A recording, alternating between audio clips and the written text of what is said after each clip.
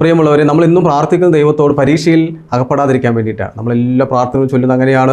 എന്നും കർത്താവ് തിരുസലിൽ പോയി തിരികത്തിച്ചാണെങ്കിലും മുട്ടുകുത്തിയാണെങ്കിലും കുരിശുപള്ളികളിലാണെങ്കിലും എന്നും നമ്മൾ പോയി പറയുന്ന ഒറ്റ കാര്യം, ദൈവമേ പ്രയാസങ്ങൾ മാറ്റിത്തരണേ, ദുഃഖങ്ങൾ മാറ്റിത്തരണേ, ബുദ്ധിമുട്ടുകൾ മാറ്റിത്തരണം എന്നെല്ലാം പറയാറുണ്ട്.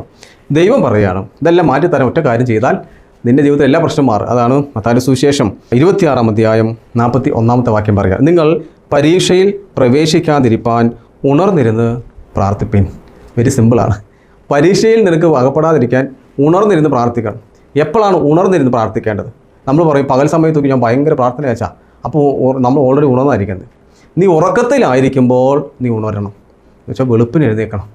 നിൻ്റെ അന്ധകാര ശയ്യുണ്ടല്ലോ, നമ്മൾ ഡീപ്പ് ഇതിലേക്ക് പോകുന്നത്, ആ സമയത്ത് നീ എന്നുവെച്ചാൽ നീ ഉറക്കത്തിലായിരിക്കുമ്പോൾ വേണം ഉണരാൻ. അതാണ് ഉണർന്നിരുന്ന് പ്രാർത്ഥിക്കുന്നത്.